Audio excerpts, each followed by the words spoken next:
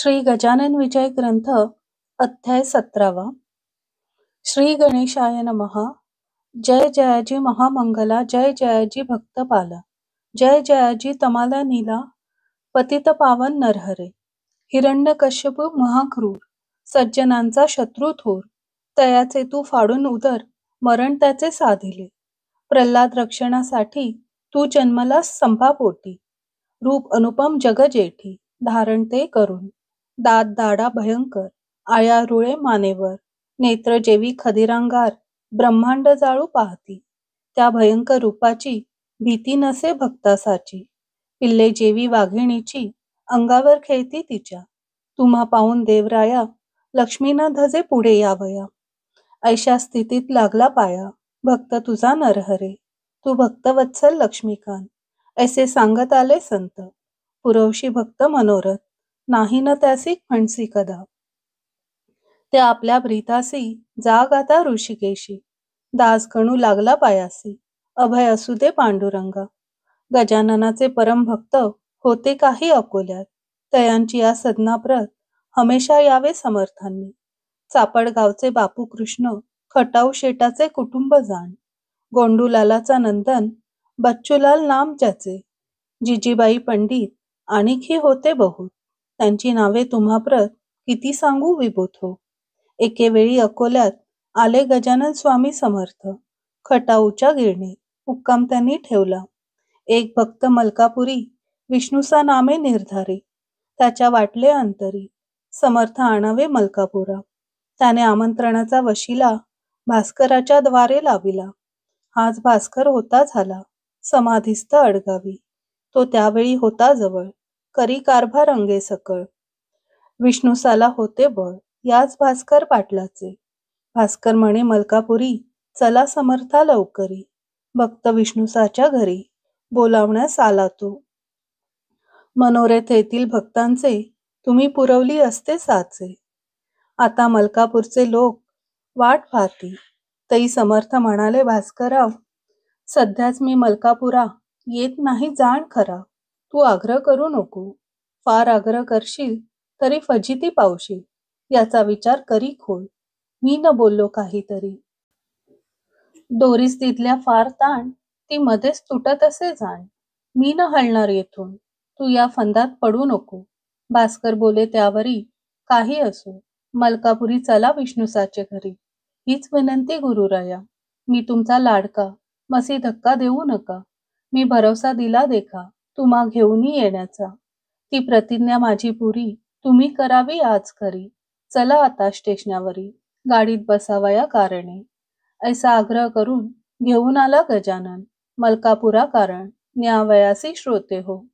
भास्कराने विनवणी स्टेशन मास्तरा करूनी. 12 जणांचा डबा त्यांनी खाली करवला संतास्थ. महाराज तैसेच बसले, ते न काही बोलले, जागेवरून नाही उठले गाडी सुटेपर्यंत. तो गाडी सुटण्याचा घंटा झाला अखेरीचा. डोळा चुकून भास्कराचा लीला केली ऐशारीती. जो डबा मोकळा केला तो त्यांनी सोडून दिला.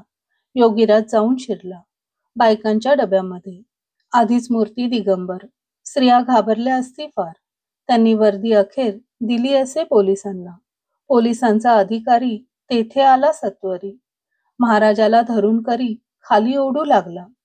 अरे वेड्या नंग्या पिरा, अक्कल कैसी तुझं ना जरा.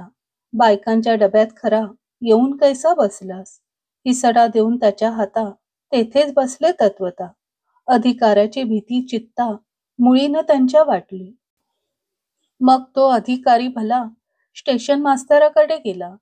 म्हणे डब्यापाशी आता चला, बायकांच्या माझ्या सवे. दोघे डब्याजवळ आले. तो मास्तराने पाहिले, योगीराज बसलेले बायकांच्या डब्यात. मास्तर पोलिसाच्या अधिकाऱ्याला ऐशारीती बोलला, तुम्ही जाऊ द्यावे याला, याच डब्यात बसून. हा आहे संत थोर, चालता बोलता ईश्वर. याच्या हाते न होणार गुन्हा तो केव्हाही. ते ऐकून अधिकारी बोलता झाला ऐशापरी, मी दिली आहे तार खरी. ये विषय वरिष्ठाला, आता माझ्या हातात काही न राहिले यत्किंचित. मी वर्दी दिली तुम्हाप्रत, तुम्ही वाटेल ते करा. स्टेशन मास्तराने आपली टोपी काढूनी बहु आदर दाखवूनी विनंती केली महाराजा, तुम्ही खाली उतरावे. माझे एवढे ऐकावे, कायद्याचे आणावे प्रयोजन आपल्या मानसी. महाराज उतरले खालती. पुढे खटला भरला त्यांच्यावरती. कायद्याप्रमाणे निश्चिती जठार साहेबासमोर. त्यांनी फिर्याद घेतली, त्याची तारीख नेमली. शेगावावरती भली चौकशीची श्रोते हो. बापूसाहेब जठार आले शेगावाच्या वर. डाक बंगल्यात झाले स्थिर करण्या चौकशी खटल्याची. व्यंकटराव देसाई अकोल्याचे होते पाही. तेही आले ते ठाई काही कामानिमित्त. महाराजांच्या खटल्याची गावी पुकार झाली साची. म्हणून मंडई शेगावाची फार मिळाली बंगल्यावर. तई देसाई म्हणती जठारास, आज कोणता खटला विशेष तुम्हा पुढे आहे खास. म्हणून मिळाले लोक हे. जठार म्हणाले त्याते, याचे कारण तुम्हा ते कैसे न कळले वाटते. हेच मला आश्चर्य. तुमचे स्वामी गजानन नंगे फिरती म्हणून पोलिसांनी भरून हा खटला पाठवला. त्या खटल्याची चौकशी होणार आहे आज दिवशी. म्हणून वाटते असे मसी लोक हे जमले असावेत. हे ऐकता भाषण व्यंकटराव झाले खिन्न. बोलते झाले कर जोडून. खटला हा न चालवावा. श्री गजानन साधूची योग्यता आहे थोर साची. ती मूर्ती भगवंताची आहे पहा प्रत्यक्ष. तो विदेही पुरुष जाणा. बंधन त्याला कशाचे ना. तो योग्यांचा योगी राणा. वंदनीय अवघ्यांते. खटला भरला हीच केली. पोलिसांनी चूक भली. ती पाहिजे दुरुस्त झाली. आज आपल्या कराने. जठार म्हणती वकिलाला, तुम्ही जाणता कायद्याला. याचा पाहिजे होता केला. विचारतो पोलिसांनी. कारकुना म्हणती बोलावणी. धाडा गजानना कारणे. ते ऐकून एकट्याने जवान पोलीस पाठवलं. तो येऊन समर्थांसी म्हणे चला आता कचेरीसी. अधिकाराने तुम्हासी मज धाडिले बोलावण्या. बरा बोलाने चलावे. फजितीस ना करून घ्यावे. ना तरी मला लागेन न्यावे तुमच्या हाता धरून. तई वदले गजानन, आम्ही न उठू येथून. तुझे पाहतो शिपाई पण. ये धरी माझ्या करा. शिपायाचा हात धरला. तो ना सुटे किमपी त्याला. रक्तप्रवाह बंद झाला त्या दाबाच्या योगाने. हातासी लागली कळ. जीव झाला व्याकुळ. करू लागला तळमळ. शिपाई तो त्यास ठाई. शिपाईसी वेळ झाला म्हणून पाठवले वकिलाला, त्या व्यंकटराव देसायाला. समर्थांसी आणावया. जठार म्हणती तुम्ही जावे. समर्थांसी घेऊन यावे. लोकांसी न जमू द्यावे. बंगल्याभोवती निरर्थक. इतक्यात आला समाचार. पोलिसाचा धरला कर. बसवला एका जागेवर. महाराजांनी सहजलेले. मग देसाई तेथे आले. त्यांच्या भक्तांशी बोलले. यावेळी नेसवले पाहिजे समर्थांना धोतर. ऐसा सल्ला मिळता क्षणी धोतर नेसवले भक्तांनी. ते टाकले सोडून समर्थांनी रस्त्यात. गेले नागवे कचेरीस. सवे होता भास्कर शिष्य. जठारांनी पाहता त्यास दिली खुर्ची बसावाया. या महाराज येथे बसा. तुम्ही नागवे गावात का फिरता सदोतीत. हे काही बरे नव्हे. नागवे फिरणे हाच गुन्हा कायद्याने ठरवले जाणार. म्हणून विनंती आपणा द्या हे सोडून नंगेपण. असे जठाराचे भाषण घेतले स्वामींनी ऐकून. आणि केले हास्यवदन. उत्तर त्यासी द्यावया. तुला काय करणे यासी. चिलीम भरावी वेगेसी. उगीच नसत्या गोष्टींशी महत्व न यावे निरर्थक. ते ऐकता भाषण जठार गेले विरघळून. जनरीतीचे याला भान मुळीच नाही राहिले. हा ऋषभदेव भागवतीचा किंवा शुकाचार्य साचा किंवा वामदेवाचा हा दुसरा अवतार. हा निजानंदी सदारथ खचित आहे जीवनमुक्त. नये लाविता याप्रत गुन्हा विचारे केव्हाही. जेवी अग्नीचा अग्निपणा अग्नी सोडित नसे जाणा. परी अग्निहोत्रांना कुंडात ठेवणे भाग त्यासी. अग्निदेव म्हणून ठेविल्या कुंडा वाचून. तो करील दग्ध सदन. हा दोष त्याचा नसे. तैसे याचे नागवे पण आहे अग्नीचे समान. म्हणून यांचा शिष्यगण आहे अपराध ये विषयी. वस्त्ररूपी कुंडाठाई जरी हा ठेविला असता पाही, तरी हरकत नव्हती काही. सर्वांस सुखद होते ते. ऐसा विचार पूर्ण केला जठारांनी चित्ती भला. आणि हुकूम फरमाविला त्यांनी पुढील प्रमाणे. महाराज मूळचे जीवनमुक्त. त्या ठेवणे व्यवस्थित. भास्कराचे काम सत्य होते न ते केले त्यांनी.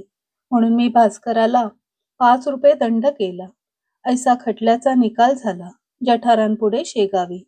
समर्थ म्हणाले भास्करासी, पुन्हा ऐशा आग्रहासी करशील का सांग मशी, निज फजिती करून घ्याया. भास्कर काही न बोलला, मौन धरून राहिला. तेथून मंडळींनी केला ऐशा प्रकारे विचार. समर्थांची अग्निरथी न बसवा येथून कल्पांती. विनाकारण कटकटी होती, ते काही बरे नव्हे. हा क्रम कित्येक दिवस चालला असे शेगावास. भक्त बैलांच्या गाडीस बसवू लागले महाराजा. या रीती अकोल्यासी आले एकदा पुण्यराशी. बापूरावाच्या सदनासी जाऊन या उतरले. याच वेळी यवन जातीचा साधू मेहताबशा नावाचा होता कुरुम गावी साचा. मूर्तीच्या पुरा सानिध्य त्याने बापूरावाप्रती सांगितले होते ऐशा रीती. जेव्हा समर्थ अकोल्यास येती तेव्हा आम्हा कळवावे. अकोल्यात आल्यावर श्री गजानन साधूवर बापूरावाने सत्वर मनुष्य धाडीला कुरुमासी. तो ऐशा रीती घडून आले. मेहताबशा येण्या निघाले. अकोल्यास या भले. समर्थांसी भेटावया. अकोल्याचा मनुष्य मध्ये भेटल्या रस्त्यास. जो आला होता न्यावयास मेहताबशा कारणे. तो मनुष्य भेटता क्षणी की पुसू लागले मधुर वचनी. त्या मनुष्या लागुनी मेहताबशा श्रोते हो. तू न जावे कुरुमाला, बैस आमच्या गाडीला. आपण जाऊ स्टेशनाला, मीच आहे मेहताबशा. पहा, संत आल्याचे वर्तमान कळले संता लागून. कोणी न सांगता जाण, त्रिकालज्ञ ते खरोखरी. मेहताबशाच्या संगाते 2-4 यवन होते. अवघे येऊन सदनाते उतरले बापूरावाच्या. दुसरे दिवशी प्रातःकाळा मेहताबशा होता जेथे बसला. महाराज आले तयास्थळा निज लीले करून. मेहताबशाचे धरून केस समर्थांनी ताडिले त्यास. त्या ताडण्याचा उद्देश हाच होता विभूत हो. यवन जातीत जन्मून काही न केला उपयोग जाण. यवनाचे आडदांडपण नाही अजून गेले रे. या आडदांडपणाने तत्वघात होईल जाणी. मृत्यूलोकीचे अवघे प्राणी चिंताग्रस्त होतील. तुझे नाव मेहताब आहे, त्याची काय आठवण ठेव. द्वेषरूपी तमा वाव तुझ्या पुढे मिळू नये. हा द्वेषरूपी अंधार वाढत चालला वरचेवर. याची नाही तुला खबर, म्हणून तुझला ताडिले. ऐसा मिळता इशारा मेहताबशा तोषला खरा.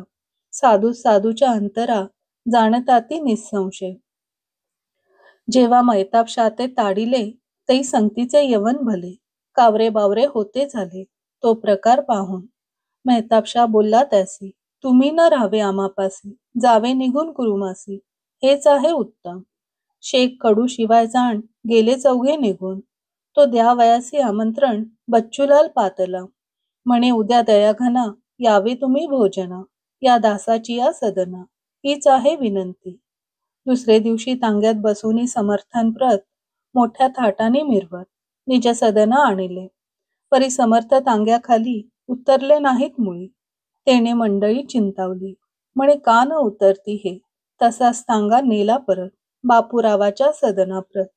मंडई पडली घोटाळ्यात. समर्थे ऐसे का केले. काल आमंत्रण घेतले, आज तांग्याखाली न उतरले. याचे कारण शोधिते झाले आपापल्या बुद्धीने. त्यात होता एक धूर्त. तो बोलला अवघ्यांप्रत, मला समजले इंगी, या गोष्टीचे ये वेळा. मेहताबशाला वगळले म्हणून महाराज नाही उतरले. भोजनाचे कान केले. मेहताबशाला आमंत्रण. आता घेऊन दोघांसी बसून एका तांग्यासी. म्हणजे ते निश्चयसी उभयताही येतील. तेच वाक्य खरे झाले. दोघांनाही मिरवत नेले. मेहताबशाला उतरवले मंदिराजवळील थिएटरात. श्रीरामाच्या मंदिरी गजाननाची उतरली स्वारी. परी तेही गेले अखेरी उठोनी या थिएटरात. अवघ्यांची झाली भोजने. मग मेहताबशा लोकास म्हणे, मला तुम्ही तिकीट देणे पंजाबचे काढून. तै शेख कडू बोलला त्या मेहताबशा फकीराला, तुम्ही कुरुमच्या मशिदीला टाकून कैसे जाता हो. ती मशीद बांधून पंजाबाशी जावे आपण. काम अर्धे टाकून जाणे उचित नसे तुम्हा. मेहताबशा शेख कडूशी बोलता झाला प्रेमेशी. आग्रह धरू नका मशी, ये वेळी निरर्थक. गजाननाचा हुकूम झाला मजसी पंजाबात जाण्याला. आता एक क्षणही या स्थळा मी न राहू शके हो. समर्थांच्या कृपे करून मशिदीचे काम पूर्ण होईल माझे हे वचन. सत्य तुम्ही मानावे. धर्माविषयी द्वैत संतांठाई नसते सत्य. ते अवघ्या धर्माप्रत समसमान मानिती. खुळे देऊळ मशिदीची तुम्ही नका वाढवू साची. ती वाढता दोघांची आहे हानी होणार. सामान देऊळ मशिदीचे एकची आहे साचे. आकाराने भिन्नत्व त्याचे मानून भांडू नये हो. यवन तेवढा खुदाचा आणि हिंदू काय भूताचा. पोक्त विचार करा याचा मनुष्यपण टिकवावया तरीच होईल कल्याण. हिंदू आणि मुसलमान हे एकाच देवापासून निर्माण असती झाली. धर्म बापा ज्याचा त्यांनी प्रिय मानावा प्राणाहुनी. परी विधर्माच्या ठिकाणी अलोट प्रेम धरावे. हे न झाले जोवरी सौख्य लांब तोवरी. जा मशीद होईल पुरी गजाननाच्या कृपेने. मेहताबशा निघून गेले. पुन्हा ना इकडे परत आले. या गोष्टीचे पाहिजे केले मनन हिंदू यवनांनी. पहा मेहताबशाला जरी ताडीते झाले साक्षात्कारी, परी द्वेष नव्हता अंतरी. प्रेम अलोट होते हो. शहा लागी घेतल्या विना भोजना न गेले योगीराणा. हे मुद्दे मनी आणा या गोष्टींचे श्रोते हो. असो या बापूरावाची कांता एक होती साची. तिला भानामतीची बाधा होती विभूत हो. मळवट यावा घटकेत घटके माझी कंठी तात.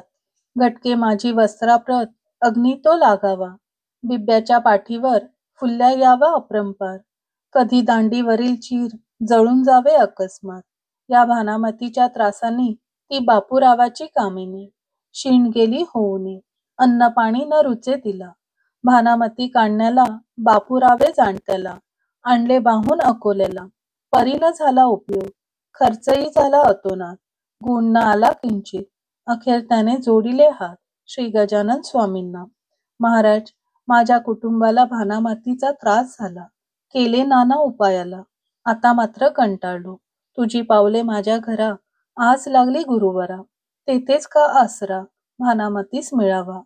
ज्या दरीत पंचानन बसला आहे येऊन तेथेच का ओरडून दिमाग दाखवावा कोल्ह्यांनी. जेथे कस्तुरी दरवळली तेथेच का हो राहावी भली. गुरुरया ही ओंगळी घाण भानामतीची. ऐसी विनंती ऐकून गजाननांनी अवलोकन केली निजे कृपे करून बापूराव कांतेला. त्या योगे श्रोते तिची भानामती निमाली साची. नाही किंमत माकडाची सिंहाची या पुढे हो. असो एकदा फिरत फिरत महाराज आले अकोटात. नरसिंगजीला भेटण्याप्रत बंधू आपला म्हणून. त्याच्या मठा शेजारी एक विहीर होती खरी. जाऊन त्या विहिरीवरी बसले गजानन महाराज. पाय आत सोडले डोकावून पाहू लागले. आतील जला लागी भले वरच्यावरी श्रोते हो.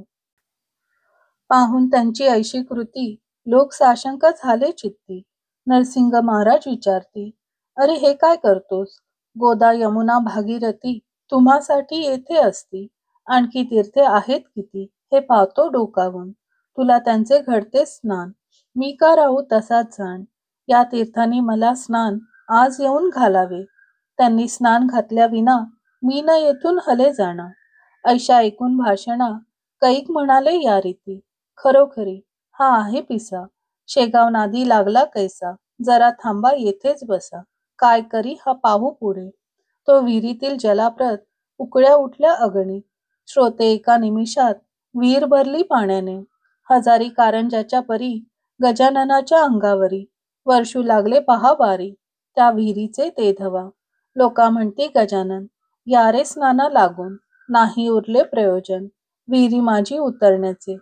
गंगा यमुना गोदावरी वरती आली आहे खरी. स्नान साधा ये अवसरी या पुण्य सरितेचे. भाविकांनी केले स्नान. निंदकांनी खाली मान घातली तो पाहून प्रकार त्या पाण्याचा. संत जे जे आणती मनी ते ते पूर्वी चक्रपाणी. त्यांच्या वाणी लागुनी असत्यता न देख परमात्मा. स्नान होता समर्थ उठले. पाणी पहिल्या परी झाले. विहिरीच्या त्या तळास गेले उकळ्या बंद झाल्या. नरसिंगजीसी भेटून निघून गेले दयाघन. शेगावासी बैसून मनोवेगाच्या वारूवरी. स्वस्ती श्री दासगणू विरचित हा श्री गजानन विजय नामे ग्रंथ. तारक हो भवाब्दीत भाविक भक्ता कारणे. शुभम भवतु श्री हरिहर अर्पणस्तु. इति श्री गजानन विजय ग्रंथस्य सप्तदशोऽध्याय समाप्त.